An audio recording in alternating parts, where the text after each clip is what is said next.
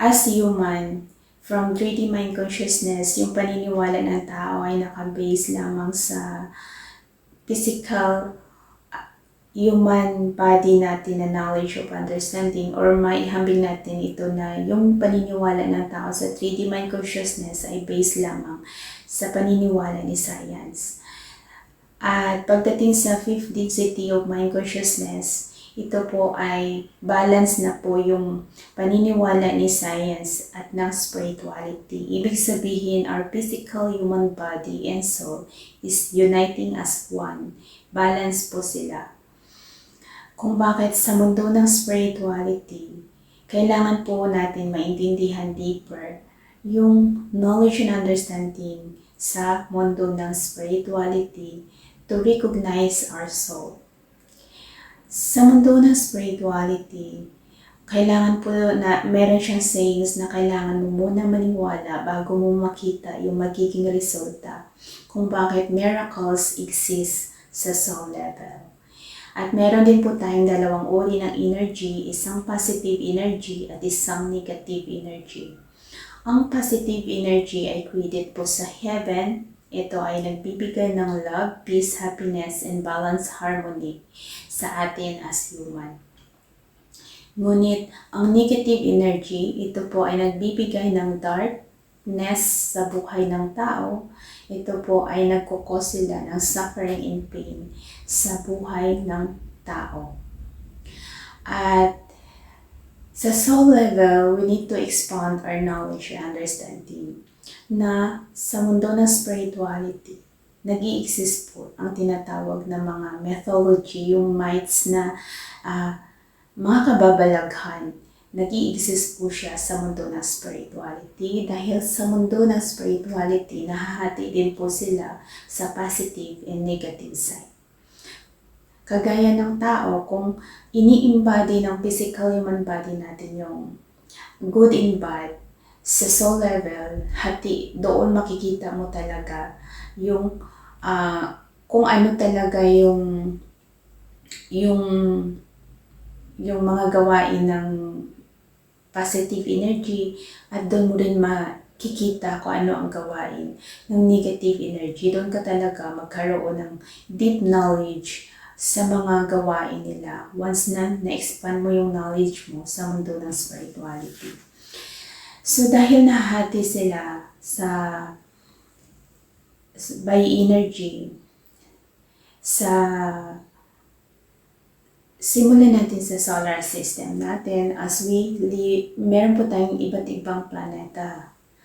So napakaswerte natin as human dahil nakatira tayo sa Earth na meron siyang free will at lahat po ng gusto nating itanim dito ay nabubuhay.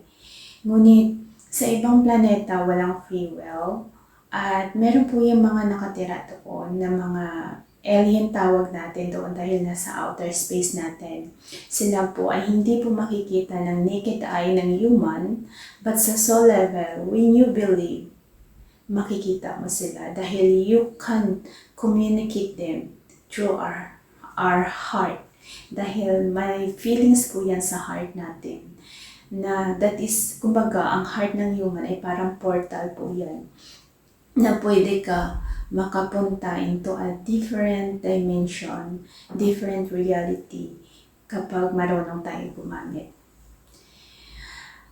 So sa heart kasi, meron yan tayong yan yung positive passage natin sa heart natin. And meron tayong mga, sa ang heaven kasi, malayo pa po yan. Kumbaga, heaven, sa baba ng heaven, yan po yung mga positive na mga alien, tawag natin dahil nasa outer space. Nakatira po yan sila sa mga iba't ibang planeta. Yan po yung mga home base nila. So, pagdating dito sa mundo natin as human, meron din po tayong mga iba't ibang elements sa mundo natin. Bilang tao po kasi, dahil limitado yung paniniwala natin sa 3D mind consciousness, hindi po natin sila na-recognize at that time. Pero sa 5th density of mind consciousness, may unity of spirit na kailangan po natin tanggapin na hindi lang po tao ang nakatira sa mundo natin. Ngunit may iba pa pong nakatira dito. Kumbaga, sila nakatira sa mundo natin na kailangan din natin sila pahalagahan, tanggapin, na kailangan natin respeto ba? Parang ganun. We need to respect them dahil sila ay nakatira din dito sa mundo natin. So, sa element po, meron yan positive, merong negative. So, sa 3D mind consciousness kasi, dahil mataas yung level ng dark energy, kung bakit ang nagpapakita lamang doon ay yung mga dark elements na nagbigay ng suffering and pain sa tao. Ngunit sa positive side, meron din po yan na mga elements na positive. Kung bakit sila po ay mga elements din na ginagamit ang tao para makatulong sa kapwa-tao, para kung bakit tayo may mga healers na meron tayong physical healers, yung tumutulong sila o yung nagpapagaling sa ating katawan. So sa physical healers, meron siya. Meron din kasi tayong energy healers sa soul level, but ang energy healers natin sa soul level, ito po ay nagbe-base sa mga chanting, sa rituals, sa prayers, sa deep meditation, ito po yung nasa energy healing natin in cleansing. Samantala sa physical human body natin, meron din tayong mga healers. Sila po yung mga healers na nagbe-base po sila sa mga natural na gamutan. Kumbaga yung ginagamit nila dito is yung mga halamang gamot. All is from nature.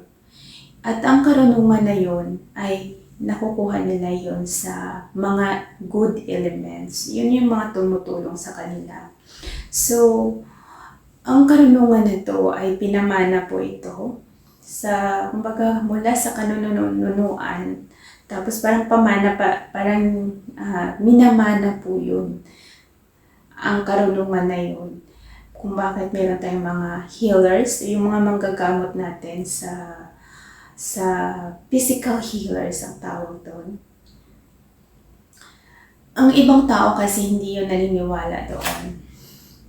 Pero kapag naniniwala ka kasi, 100% na maniwala ka na gagaling ka doon. Yun yung sa system belief ng tao kung bakit nakaka-create po tayo ng miracles sa buhay natin. Kasi dapat, once na gusto natin yung mga faith healers natin, ang faith healers natin is all about ito naman sa side ni God, which is they are using prayers po yung ginagamit dito. Tapos meron lang po silang mga ginagamit din ng mga para sa ritual, sangkap para sa ritual. So this is based kay God. Dahil si God isa lang po yung God natin. Isa lang po yung receiver ng positive energy. So yung mga elements, under din po yan kay God. Which has highest pa rin si God sa kanila. Na ang mga elements is na tumutulong sila sa tao din. Dahil ang gumagawa yung karamdaman sa tao ay yung mga bad elements. So, dahil sa mga bad elements na yan, meron naman good elements na tumutulong para mahiling yung isang tao na sinaktan ng mga bad elements. So, yan talaga sila ang nananakit, yung mga bad elements, yung mga negatibong elemento. Dahil ang alam lang po talaga ng negative elements yung manakit. Dahil they are creating a fear para magkaroon ng suffering and pain ang bawat individual na tao. Dahil they need fear, kailangan nila yun para maka-harvest naman yung pinaka-highest nila ng makaharvest yun sila ng negative energy para din yun sa, parang pinapalakas sila ng negative energy kung bakit sila gumagawa ng hindi maganda dito sa mundo natin. So sila po yun, iba po yun sila. Sila yung kampo ng kadiliman. Ngunit meron din naman si God na mga soldier that is in a positive side. Sila po yung dapat natin i-recognize as human. Kailangan natin i-recognize yung side ni God na under ni God meron yung mga good elements na tumutulong sa tao na magumaling, na kung bakit tayo may physical healers. So, sa pagdating naman sa mga elemento, iba-iba yung mga mukha nila. Kagaya ng mga sa alien kasi, iba-iba din po yan mga mukha nila kasi sa outer space, parang tribe po. Every tribe, iba-iba yung mukha nila. So, dito sa mundo natin as human, every country natin, diba? Kung iba-iba yung lahi natin, iba-iba yung mukha natin. So, ganun din po yan. Pagdating naman sa elements, iba-iba po yan sila. They are in different appearance, pero diba elemento pa rin po sila. Hindi mo po yan sila nakikita ng naked eye mo hanggat hindi ka naniniwala. Pero nagpapakita lang po yan kasi sila sa mga tao na kaya silang tanggapin. Dahil ayaw din po naman nila manakit ng tao. At sa 3D mind consciousness, ito kasi ay hindi sila tanggap ng tao. Ngunit sa 5th density of mind consciousness, kailangan po natin tanggapin sila na they are exist here sa mundo natin, that we are sharing kung bakit sa 5th density of mind consciousness, kailangan po natin pahalagahan yung nature natin. Dahil they are there, doon sila nakatira. Sa mga kagubatan natin, sa nature natin, sila ang tagabantay. Sila ang tagapangalaga. Doon sila nag-i-exist kung bakit kailangan natin yung pahalagahan. Dahil in the 5th density of mind consciousness, dapat ang isang individual na tao ay marunong magpahalaga sa lahat ng living things sa mundong ito. Dahil when you know on how to love yourself, you know on how to love others. Kasama na po doon yung lahat ng living things sa mundo natin na kailangan natin pahalagahan individually. Dahil the purpose of us na nandito po tayo sa mundo natin as bilang tao po, kailangan natin ma-appreciate yung value ng buhay natin. Bakit tayo nabuhay sa mundong ito? May purpose po tayo kung bakit nabuhay tayo dito. Na kailangan natin ma-appreciate yung positive side natin as human na andito tayo para magiging masaya araw-araw, magiging contento kung anong meron tayo sa araw-araw at magiging kumbaga grateful tayo dapat and blessed sa life natin sa araw-araw na buhay natin dito sa mundo. Hindi yung puro reklamo tayo. Ang ating, kumbaga, dahil sa soul level kasi, kailangan mo magiging positibo. Kung gusto mo, positive ang darating sa'yo. Dahil ito naman po ay pagdating sa manifestation ng tao. Kung bakit, in a 5th density of mind consciousness, bago mo yan ma-reach, kailangan mo mag-step ka into the righteousness path, which is, kailangan mo talaga maintindihan yung positive thoughts mo.